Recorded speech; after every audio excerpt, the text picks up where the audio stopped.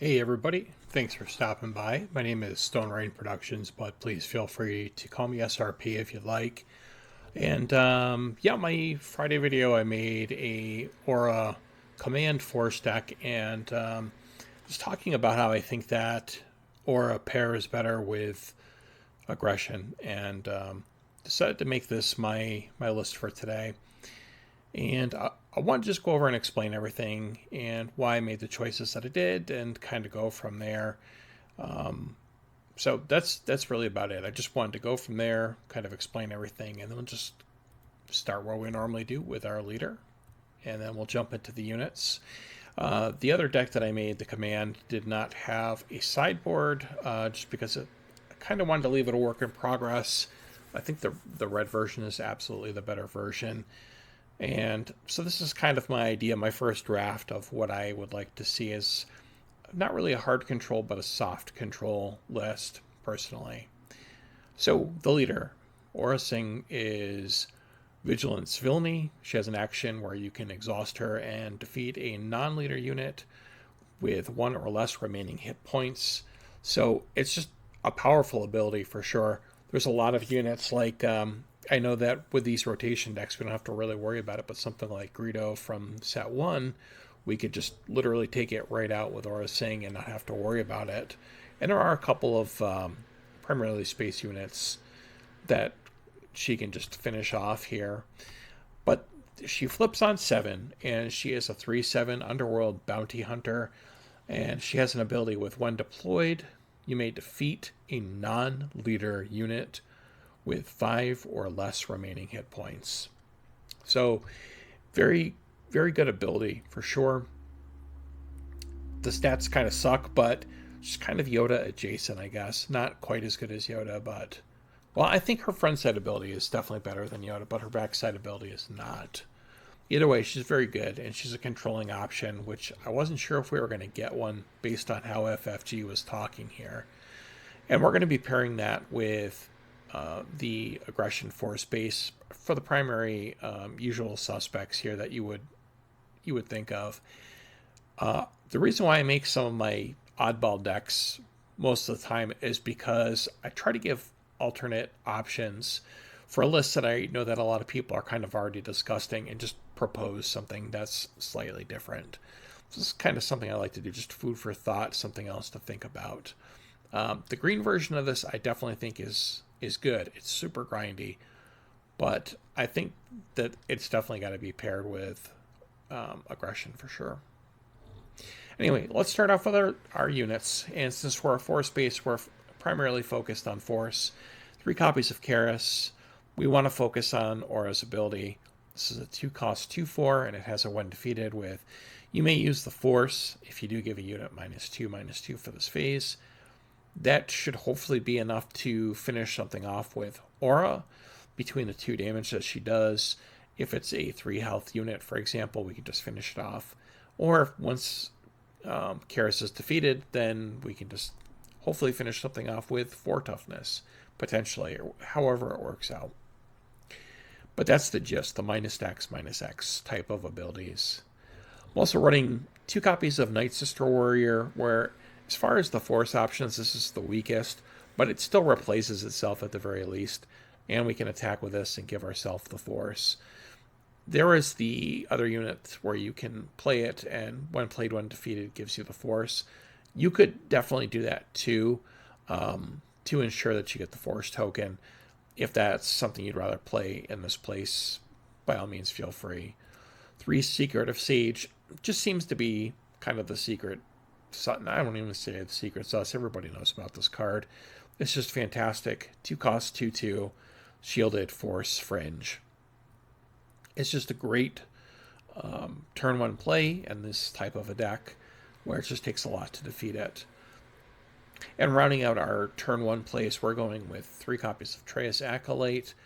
It's a 2-cost 2/4, not nearly as good as our Karis. It does have a little bit of synergies with one of our finishers that we'll kind of go over later towards the end of the video.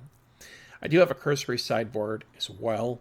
It's just kind of something that I was toying around with. So it's malleable. It's something that we can work on for sure. I'm running one copy of Drain Essence in the main, and here's my thought on it. I have the other two in the sideboard, and this is just a way for us to take out something with 2 remaining hit points, and it also gives us the force. In those rare cases where somebody's playing a 2-cost, I guess it's not super rare, something like a Karis, we can take it out right away with this. And if we run into something that's really super aggressive, I suppose we could just bring in the rest of these and do the 2 damage and get the force automatically and go from there. That's kind of the idea anyway. Most of my sideboard is towards space decks because we've got no space presence in this list. And since that's really the main weakness, I figured that's where we should bolster for now. I'm also going with 3 copies of Knowledge and Defense because I think this works particularly well with Aurra's ability. We can shrink something small enough where we can finish it off with Aurra. I think that's a big win. Pretty much anything with a -X should be pretty good with her. Playing 3 copies of Let's Call It War. We should have the initiative most of the time here, and this just is pretty fantastic with our leader. It's a 3-cost event, deal 3 damage to a unit. Then if you have the initiative, you may deal 2 damage to another unit in the same arena. So we can kind of 2-for-1 with this if things work out perfectly. If not, hopefully the second unit we can get in with Aurra and just finish it off. No disintegrations. Between this and Aurra's activation, it's a 2-action combo. We play the card, and then our next action we use the Aurra. We're probably going to get attacked, but I guess that's the world that we live in here now, where we don't have something like Power of the Dark Side. And I'm kind of glad that stuff like that's gone, honestly. I'm all about trying something new and going from there. We're also going with 3 copies of Condemn. I've never really liked the tension between upgrade removal type of effects like the Frozen in Carbonite, for example, and Power of the Dark Side. Sorry, I was just spacing there. We don't really have to worry about that as much, so these upgrade events, upgrade type of effects we can play more regularly now and not really have to worry about, we played Frozen in Carbonite on something and now we play Power of the Dark Side and they choose the thing that was Frozen in Carbonite. Big surprise, but we don't really have to worry about that now with our removal that we've got at the moment. Since Ambush is kind of at our lowest point, since there's really 4 sets technically, and then the intro battle Hoth cards, there's not a big card pool at the moment, so we kind of have to look for our ambush. I think that the Darth Tyrannus is perfectly fit in the potential meta at this point. I'm saying potential because we don't really know per se what it's going to be because not all the cards are out yet. I think a lot of people have kind of brewed some decks that will most likely be in the meta, but I think Tyrannus is well positioned. On the 3rd turn, or the 4 resource turn, if you want to call it that, the 4/3 shielded ambush is just pretty good, and I decided to run it in here because I think it makes sense. I'm running Ki-Adi-Mundi because we're running Anakin later. You can see it on the bottom there. And I just want to try to find a way to take advantage of both sides of the Anakin if at all possible. It's not as easy with this leader. So I figured the lesser of all of the heroism evils, if you want to call them that, is probably Ki-Adi-Mundi, just because I'm okay with paying 6 for a 4/4 that draws us 2 cards. It's not terrible.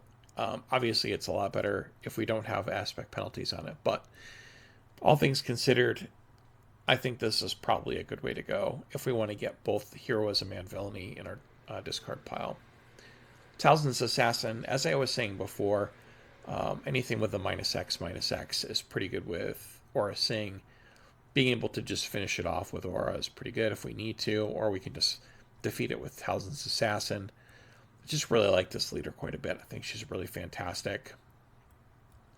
Going with the full 3 copies of No Glory Only Results, I would really call this a soft control list because we do run units, and there are a couple of units that we can finish the game off with, but it's just kind of an odd thing now where we have to depend on some way to finish the game now as control players because Vigilance, the card, is gone now. So, which is probably for the best in all honesty.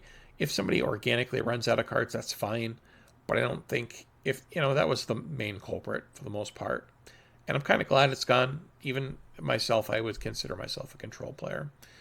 But anyway, the 3 copies of No Glory, just great removal. And I decided to go with 2 copies of Topple the Summit. This very easily could be 3, since a lot of our cards were going with damage. You could absolutely go 3, but I figured between the plot and then if we need to sit on something like this, we can resource 1 and hold 1 in our hand if we need to for that 3 damage to all damaged units. And this also does double duty with Aurra because it's also potentially going to let us finish something off with Aurra. Always remember too, with her flip, we can also take something out a little bit more substantial. We're going with 3 copies of Anakin, as we mentioned before with the discussion of the Kiadi.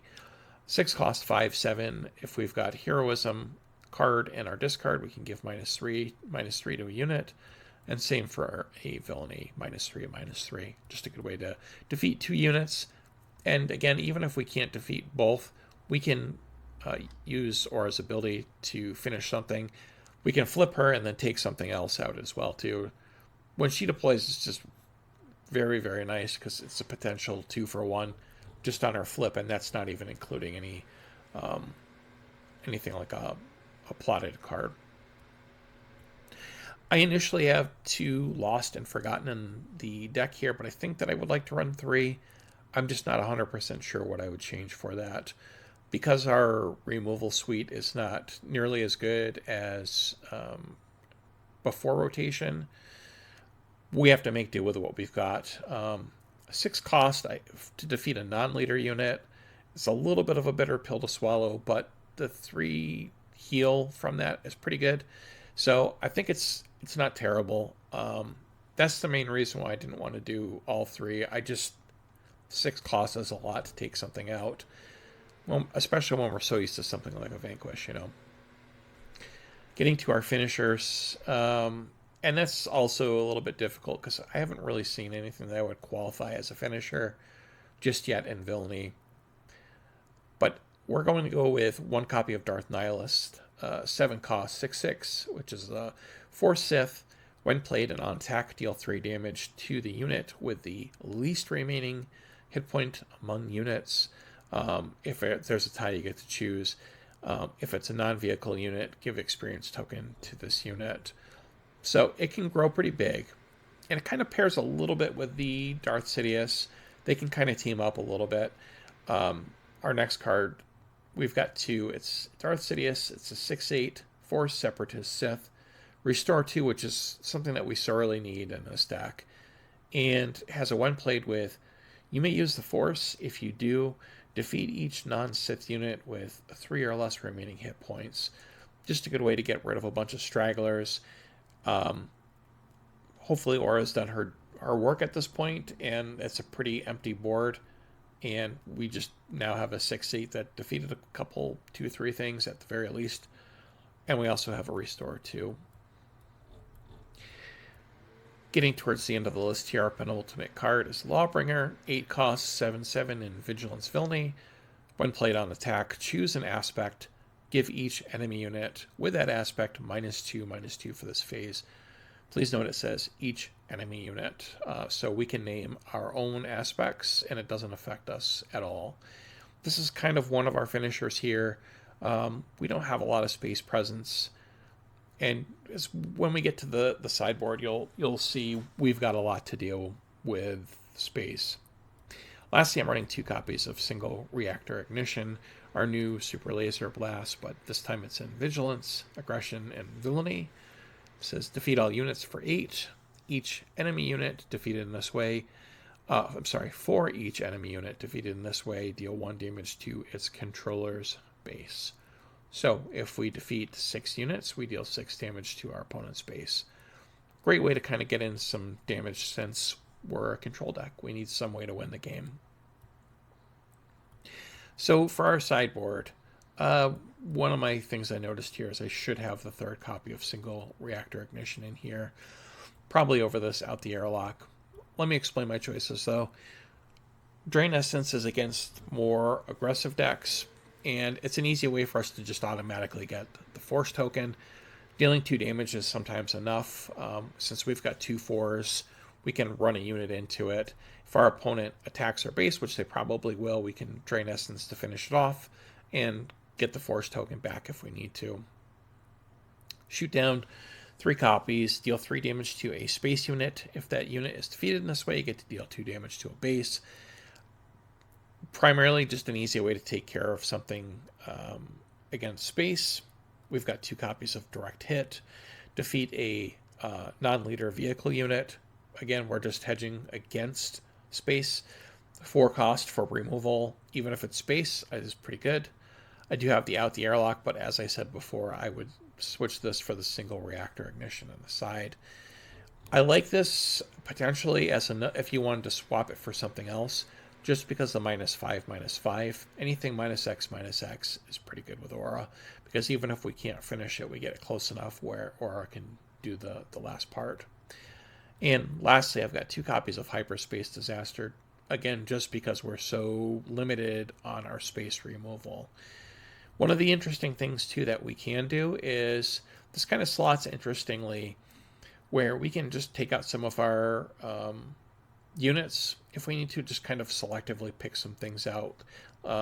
Primarily, I would say like a Kiadi Mundi, stuff like that, and then just bring in the shoot downs or bring our expensive stuff out, and just bring in our space removal if we need to. I think it transitions pretty well, and it still gives us a ground presence, which we don't know. Our opponent may not really be able to deal with that, depending on how they sideboarded. But yeah, that's my version of, or my first draft of Aurra Sing's Soft Control with Aggression. So hope that you guys like it. Love to hear your thoughts. So feel free to leave a comment below. Let me know what you think. And may the Force be with you, my friends. Hope everything is well with you. Take care and be well.